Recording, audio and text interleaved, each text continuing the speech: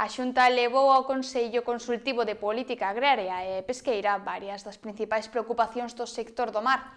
A conselleira do Mar, Marta Villaverde, aproveitou o encontro para poñer sobre a mesa asuntos que poden ter un forte impacto económico e social en Galicia.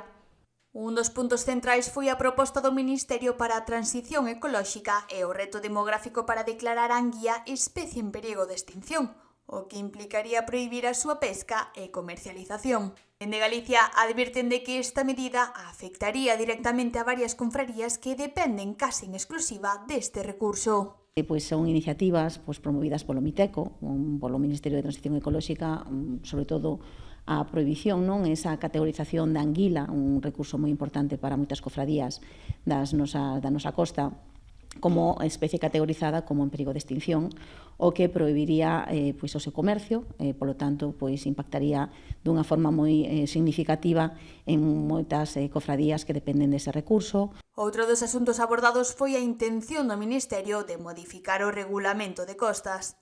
O Executivo galego alerta de que os cambios poderían prexudicar a cadea mar industria situada no litoral, reclamando garantías para manter as concesións, a actividade empresarial e os postos de traballo vinculados a este ámbito estratégico. Necesitamos que esa cadena mar industria poida seguir funcionando durante ese tempo que teñen nas súas concesións e que a súa localización nese litoral que este garantido. No encontro tamén se expresou a preocupación polas restricións adoptadas por Marrocos á exportación de sardiña, unha decisión que podería afectar de cheo á industria transformadora galega. Marrocos este mes de febreiro sacou unha norma que prohibía, ou polo menos restrinxía o comercio coa Unión Europea de sardiña tanto fresca como refrigerada como conxelada, e sometía a unha licencia de exportación a todas aquelas empresas que quixeran traela ou exportala de Marruecos.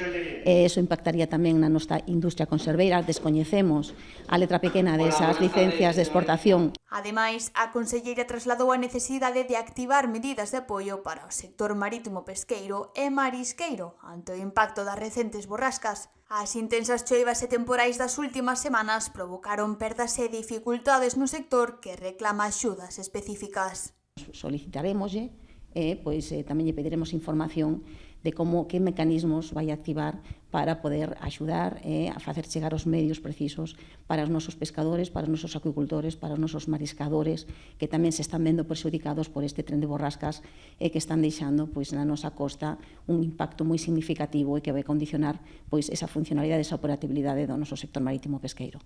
En definitiva, Galicia busca blindar o futuro do seu sector do mar nun contexto marcado pola incerteza normativa, as restricións comerciais e os efectos do mal tempo.